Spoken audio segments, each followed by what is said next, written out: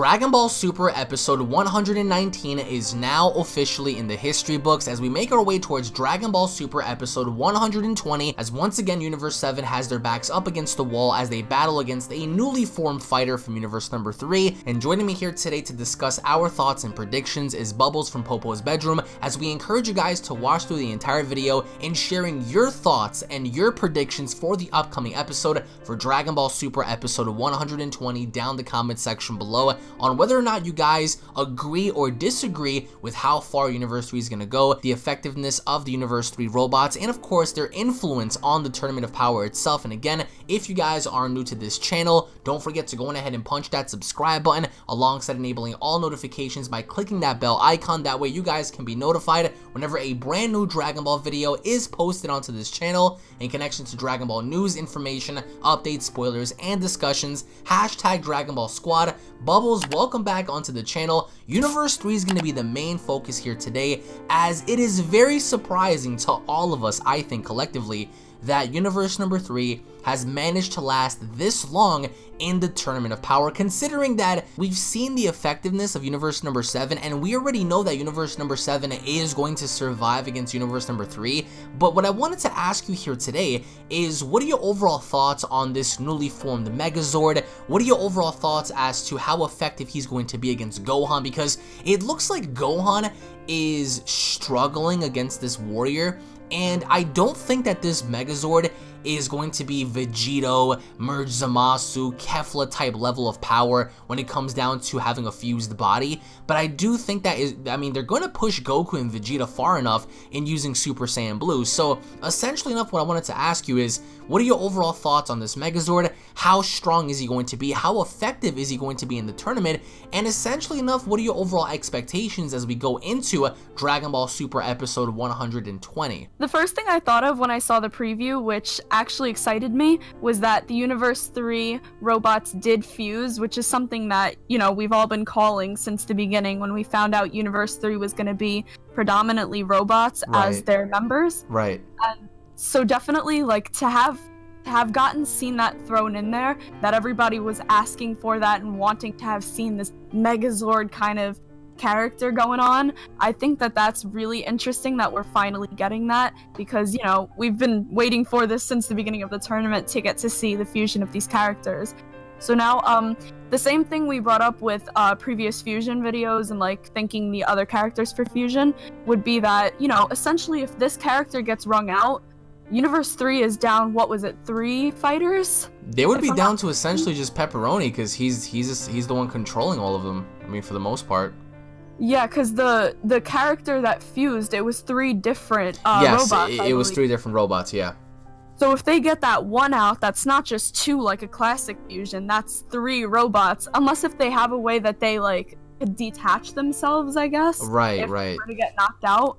Because I guess I didn't think with the Namekians or with Piccolo when Piccolo saved Gohan from getting wrung out, how he extended his arms, I kind of forgot he could do that. So I would be assuming that, you know, if these robots were made or, you know, kind of tailored to surviving in the tournament, that they would also have a similar power in that sort of sense, to where they can kind of extend their like mechanical arms to, like, you know, pull them back up if anything like that were to happen to them. I think that would be an interesting to see. I mean, well, they are designed for, you know, for survival, just like Nariyama was. But see, my argument for that was, you know, Nariyama was built for survival as well, and he got destroyed by Hit and Basil in the beginning. So to me, having to see what may come about this, I mean, it's kind of interesting because we see Gohan's on the receiving end of this ass whooping, but the thing is, it's like, how effective are they going to be? Which is what my question was. It's how effective do you believe these robots are going to be? Because in the spoilers, in case you guys have not checked out the spoilers for Dragon Ball Super episode 120, 121, and 122, we understand that Gohan's going to play a very key role in assisting both Goku and Vegeta in trying to defeat them, or at least trying to defend them while fending off against his robots. So what are your overall expectations for this Megazord-like being? Because honestly, I mean, people are gonna, you know, speculate and saying, well, they're going to be, you know, forcing Vegeta and Goku and using Super Saiyan Blue, and they're going to be very powerful. I'm not denying that they're going to be strong characters, but don't expect them to be like any sort of like Kefla level fighters. So how effective do you think they're going to be? How strong do you think these robots are going to be, considering that there's 3 of them? And going forward, how do you think they're going to be defeated? Because I think that it's going to be because of Gohan going into 121, you know, in which is going to play off of 120, that is going to result in Universe 3 having to lose that one key component. So what are your overall expectations for that? And essentially, how strong do you think these guys are going to be, especially now looking at that we have both Goku and Vegeta using Super Saiyan Blue to fend off against this robot? So what are your thoughts on that? I do hope that this robot's going to be pretty strong and that it's not just another like waste of time type thing. Right. Because, you know, we are down to the final members for any universe that's not 7 or 11. So I definitely feel that they kind of do have to draw this out if they're not going to, you know, because once Universe 3 is gone, we're straight into just the combat between the finale, yeah. 7 and 11. So, and I feel like, you know, there's 12 minutes left, so that's at least, you know, at least another 10 episodes, and I mean, I'm sure they could draw out the rest of the 10 episodes with just 7 and 11, but I know it would get, with how much action they've kind of been trying to pack per minute, I think that definitely keeping Universe 3 in for as long as possible, I think that that's going to be a key for them. And I don't think that the robot's going to be, that this merged robot is going to be too easy to get out. Right. Because, I mean, it didn't necessarily look like Gohan was showing too much of a struggle, but, you know, if it's just Gohan against the robot, then how much really is the struggle, if that kind of makes sense? Because it's not like we don't, or at least from the preview, we didn't really see 17 and 18 helping out Gohan. We just flat saw Gohan. So are they preoccupied with another member of Universe 3? Or did something else happen to make it just be Gohan to fight? Right, because from what it looks like, I mean, that giant hand that seemed to have been crushing him in the opening act of the preview, it looks like he is having a bit of trouble, because eventually in the preview we get to see how Goku and Vegeta are in their Super Saiyan Blue forms, and, you know, assumingly enough, they help. So I can only make the assumption that maybe Ultimate Gohan isn't going to be enough to fight these guys, which, again, it kind of seems like a fallacy, or just like an imaginary thought, because who would have thought that Ultimate Gohan is going to be struggling against such a being? But I firmly believe that they're going to be strong. I don't think that their powers are going to be, you know, multiplied in, as many other people may, you know, suggest, because, again, they're not going to be, you know, any type of Vegito, Kefla level fighter. I mean, that's an entirely different fusion in and of itself. This is a merger with, you know, 3 different bodies. But as we go into this, how do you see them destroying this robot? Do you see them dismantling them like one by one?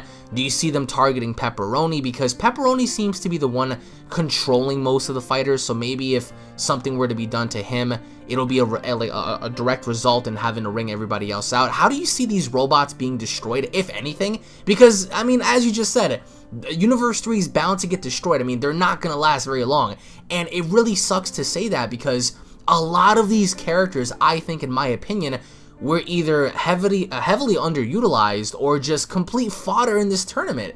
I mean, looking at Universe 4, Universe 2, hell, even some of Universe 6's fighters, Universe 9, Universe 10, nothing of substance came from most of these fighters. I mean, even with characters such as Hit that are now gone, they never produced as much. So the question lingers as to how long they plan on, you know, keeping these robots around until it's time for them to, you know, be thrown out. I think, judging based on 12 minutes, you know, remaining on the clock, I think that, you know, as a whole, everything might come down to, you know, the last 10 minutes. Once the last 10 minutes kicks in, I think it's only going to be down to Universe 7 and Universe 11. So I'm making the guess that maybe these robots are going to be in for about 2 episodes. I don't see them, you know, having to jump in, you know, and creating, you know, this merger next week and then having to be wrung out in the same day. But do you think that it's possible for them to create this merger within the same episode and then having to get wrung out in the same episode, or do you think that they're gonna prolong that and drag it out for at least one more going into episode 121? Well, it honestly baffled me in the first place that this universe was still, that Universe 3 right? was Yeah, well, none of us really thought Universe 3 was gonna go this far to begin with. Because you know what, honestly, the last thing I truly remember from Universe 3 was that one fighter that was tailored for the tournament itself, the one that hit destroyed. That's the last thing I remember. Yeah, Nariyama, from the fidget Universe spinner. 3. That was the last Nariyama, we've seen, yeah. That is honestly the last thing I remember from And the also, universe. don't forget about Nigirishi, who got knocked out by Kaba in one kick, and he was supposed to be another really strong component. And honestly, like, I feel like the characters for Universe 3 were not as hyped up.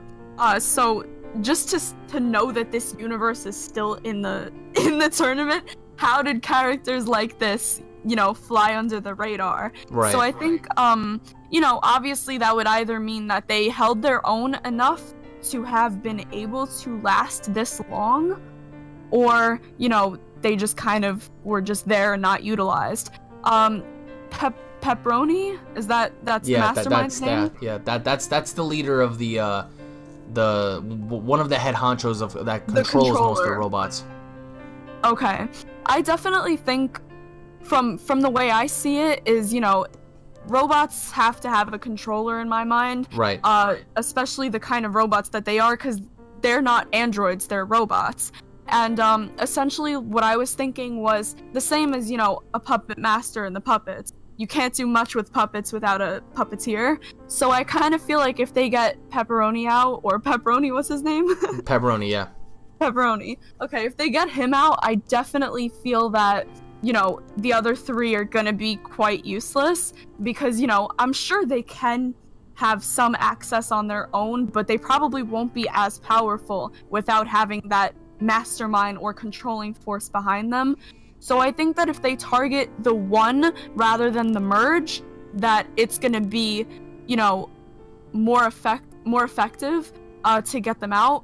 However, you know, I can see them lasting for at least 2 episodes, because, you know, like we were saying just before, I think it's gonna be the last 10 minutes it's gonna be those last few minutes that's gonna be the whole grand finale. Yeah, that's gonna be a bloodbath if you think about it, because, I mean, like you said, Universe 3, I did not, for the life of me, think that they were gonna go this far. I honestly, just like everyone else, expected to see Universe 11, Universe 7, Universe 6. That was gonna be like the big 3 for me. And it ends up actually being Universe 3 in the big 3. So, but you're saying within 2 episodes, so you don't really see Universe 3 being involved once we go into the new year with Vegeta versus Jiren, do you think, right? Honestly, no. I don't see them staying any longer, because I feel like, honestly, now it's the point where they're just knocking off the useless characters to boil it down to the characters we want to see. Like, people want to see more Toppo, people want to see more Jiren, and obviously, bringing in the familiarity, people want to see more Universe 7. So I think now the last universe that is standing in the way is Universe 3. So if we knock out Universe 3, it's straight down to the fighters and the main event that everybody wants to see. So I feel like, you know, what a great way to start off the new year is by banging out the last universe and putting it straight down to the fighters that we still want to see left in the tournament. That's going to be barbaric, and I'm not saying that we don't want to see that, because, I mean, that's essentially what people want to see. Toppo involved with Frieza, potentially, Dispo with the androids. I'm telling you right now, and you know, we are going to make a video about this, you know, really, really soon. I really do feel like Jiren is going to knock out so many of the Universe 7 fighters. It's going to be scary. I mean, I think that if Universe 3 doesn't do anything now, it's going to be Jiren, and I can see them all ganging up on Jiren collectively to try to take him down. And I mean, just like how we saw with Broly, if you remember that, how in the first Broly movie they all try to gang up on him, and he just like whitewashed all of them. So I think that something similar may happen, and it kind of, you know, it makes sense.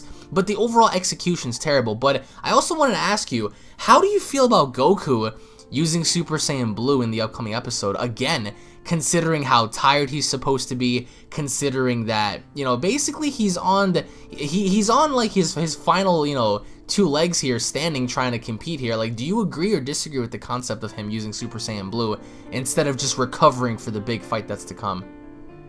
You know, from the beginning of the Tournament of Power, I think I've said this at least once per episode, I'm so done with Goku. Honestly, I'm so sick of hearing, like, you know, hearing people say about him, he keeps dropping his guard, or hearing him say, you know, I'm so tired, I need to restore my stamina. And like, wow, what's the best way to restore your stamina? By going straight into the form that takes up the most of it, you know? Yeah. It's so annoying that he keeps having these major, like, epic fights, and then he just kind of drops out for a few episodes and is like, alright guys, I'm tired. And then he comes back in straight into the form that he knows is gonna consume the most energy. I don't understand, like, since they reintroduced Super Saiyan God in the Tournament of Power, I feel like even that would be a more efficient form for him to assume. Because honestly, it really doesn't make sense. What is powerful enough to make him need, both him and Vegeta both need to have Super Saiyan God at this point. Super Saiyan God, Super Saiyan at this point. Because with how much stamina Goku is not supposed to have and how tired he is and how much he's been through already, like, I feel like using Blue again, he's basically done. If he uses Blue again, I feel like anybody could knock him out at this point, because with how tired he's been saying... No, he's very tired. How tired he is, like, he honestly should just be, like, done at this point. So I'm really like, they're killing it now. How does he have this much energy left off after he's been saying how tired and how done he is? And remember, guys, I mean, this is not Bubbles hating on the character. It's just No, obvious criticism because the guy has been through hell and back so far, and he's still functioning. So all we're saying is give him like a few episodes just to rest, because if we're going off the assumption that he's gonna fight Jiren one last time in this big old grand battle, it's going to be difficult to believe that he could still hang in there, considering that Jiren is fresh and he's not. But what I wanted to ask you also is, what did you think about the whole Universe 4 portrayal? Daemon, Garmisaurus, we saw, you know, several of these characters be revealed, and in the same episode they get destroyed. I mean, I think that, to me, it was done very poorly from a writing standpoint, because these characters, and you can't deny it, these fighters from Universe 4, they had some really cool abilities. I mean, they were really cool in terms of, like, concepts. You had Daemon, who was like this little insect, you know, like creature, like sort of like Ant-Man, like from Marvel. He was in there, you know, throwing down. He was doing some really cool stuff. You had, you know, his brother that was invisible. He was doing things that really caught a lot of people off guard. You had that one creature that was able to create illusions. You're telling me that these guys couldn't have lasted a bit longer with their abilities and the way they function, but instead you had them go in there just to get foddered as quickly as they came in. How did you feel about that, and just the overall episode as a whole? That honestly frustrated me, because I know since the beginning, when all of the fighters were introduced, I was obviously more excited to see more from the other universes. And if I'm being honest, this is something I've said since the beginning, Katella has been my favorite god of destruction. Really?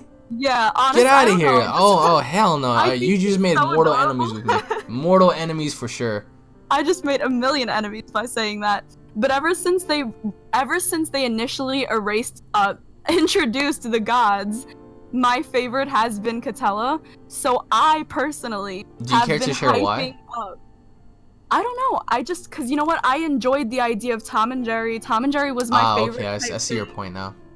So seeing from the beginning a god of destruction that we're gonna see that gets under Beerus's skin more than Champa, because essentially, like, we've seen that brother, like, love-hate relationship between Champa and Beerus since the beginning. Yeah. And now that we got to get introduced to a mouse character and get to see, like, you know, this kind of conniving, like, god of destruction and, like, very sneaky, yeah. I thought, I don't know, I definitely think he was my favorite god since the beginning. So well, I mean, in this case, Jerry didn't win. Yeah, I mean, Tom got the best of that one. So, I mean, but like the only thing that frustrated me was the fact that they didn't pick up on their history in the episode. For example, why they had such a hatred for one another. I felt like towards the end, Katella was just like, all right, I get why he was so vengeful. He was like, all right, if I'm going down, I'm taking you with, and then he just got erased. I would have preferred it more to where again, maybe he addressed Beerus, and maybe saying something or attempting to do something before getting erased, because remember when they like gunned at each other's throats for Roshi using the Mafuba and stuff? Like that was good writing, because finally, aside from Champa, we see Beerus involved with somebody else, like on a physical level. Like they grabbed each other, like they were gonna kick each other's asses. I wanted to see conflictions with the gods. Yes. Like really, I was hoping we got to see that for the tournament, because I know like sports spectators and stuff, like everything you see in real life, how you'll be watching a show or something and there'll be those people that'll want to get confrontational with each other on their views of the show. Yeah. And that was something that I was truly wishing would happen with the people that had already gotten knocked out, or the gods and the angels, and like hearing the "my team is better than yours." I really wanted to see more of that, and unfortunately we didn't get much of it, and I was hoping more of the Kitella and Beerus moments were gonna happen, because I honestly think that